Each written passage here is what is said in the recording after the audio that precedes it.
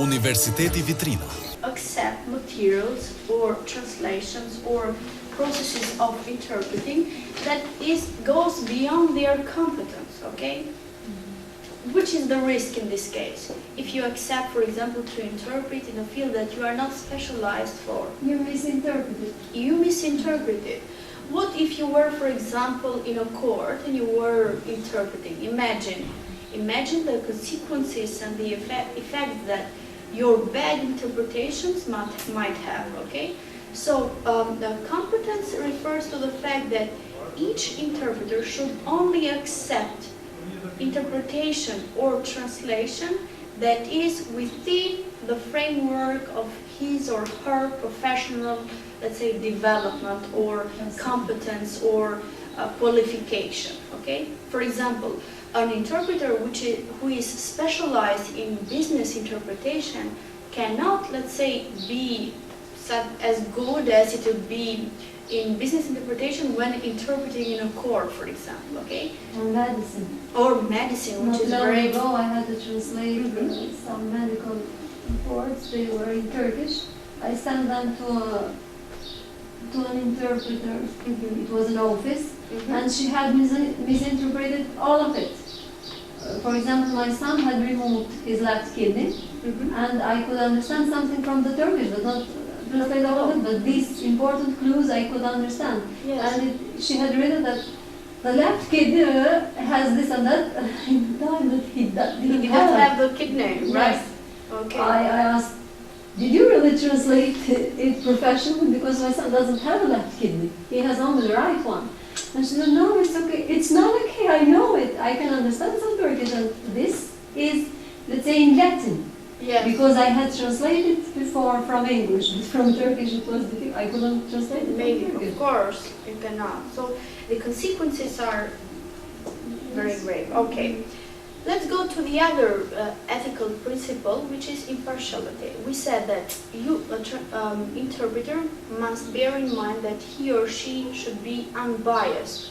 And your duty, your task is not to, let's say, convey meaning through adapting or, let's say, making some kind of interpretation, personal interpretation of the original text.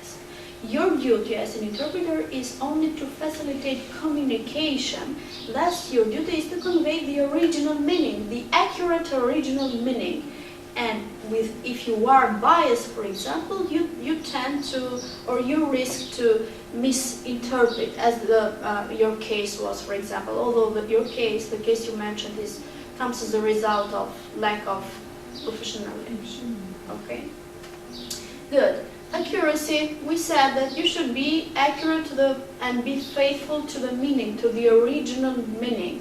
Now, do you remember that we discussed that might be cases, especially on conferences, for example, when the interpreters find difficulties in, let's say, giving the exact meaning of the words, okay? And what does he do, or she?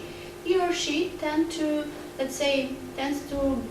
give them, let's say, a meaning which is relatively similar to the original text, but he or she provides some personal, let's say, feedback on the information. Let's say they add some information, some extra information. The idea is that you can do this as long as you do not affect the original meaning, okay? Because what we mentioned up to now is accurate original meaning, accurate original meaning, accurate original meaning. That means that you can add the extra information, because there might be cases in which, let's say, because of differences between languages, the same meaning can be expressed differently, okay? So you might need to add extra words or extra information or feedback, but try to not make it very personal one, okay? Because in such case, you risk the level of accuracy of your interpretation or translation, be it written or oral, okay? Clarity of role boundaries. Now, we said that your duty was facilitator of communicating, okay? So you are, let's say, the facilitator between the speaker and the listener or the audience. That is, you are the one who mediates between the original text and the target text, okay? What you should bear in mind is that, for example, actually these agencies say and provide this principle because there might be cases in which, let's say, the translators or interpreters might have other than professional relationships to their clients, for example, okay? So you need to make clear or to put boundaries on your role. Your only role is facilitator of communication. Your only role is that of the translator or interpreter.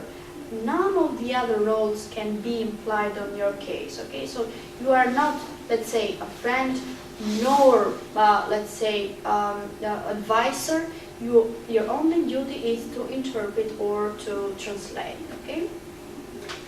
Good.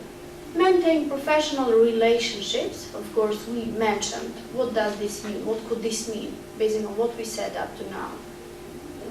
It means that you have to know that you are the translator or the interpreter, and not a friendship kind of, not changing meaning because of kind of friendship. Yes. Okay. Let's suppose, for example, okay, the translators and interpreters might be faced with different settings. That is, they might work in different settings. Some settings might be very strict and work according and basing on very strict protocols, whereas others might base their work on cooperation and sharing roles and information and feedback and so on. So your task is to, let's say, although you might work in such settings where the basis is cooperation, you need to still maintain, let's say, professional relationships, okay? Not to cross the boundary between that. For professional development, now, as every academic field or academic profession, you need to, let's say, encourage your personal growth because first of all, it's you that you change, and second, the academic field changes, that is, science changes, and you need to be up to date and to upgrade your knowledge, linguistic knowledge and transferable knowledge and skills in order to be, let's say, or to provide a qualitative interpretation. Another very important element here is that you sometimes might need to upgrade your knowledge or to be up to date with the recent developments in technology, so you can use that to, let's say, help you or facilitate your process of interpretation. Now we'll go to the last one, which is professional solidarity, which means that aside from being let's say, a facilitator of communication and transferring meaning from the original text to the, let's say, target text, you have another very important role, that is, you need to be loyal to the text and to your profession and to show respect and, let's say, solidarity to your fellows, okay? But this does not mean that you should, only because you need to be, let's say, to show solidarity, you have to cross the boundaries that we mentioned, okay? So you still have to maintain a professional relationship to clearly define your boundaries or your, let's say, a role in the process of interpretation, okay? But whenever there is, you have to work with colleagues, you have to know your limits as well as your, let's say, the level of respect that you should show towards your fellows, okay? Now, let's go to some case study. Who will read the first one? Yes. You have translated a business document for a company managed by a language other than English speaking person. You complete the translation, but the client sends it back with numerous changes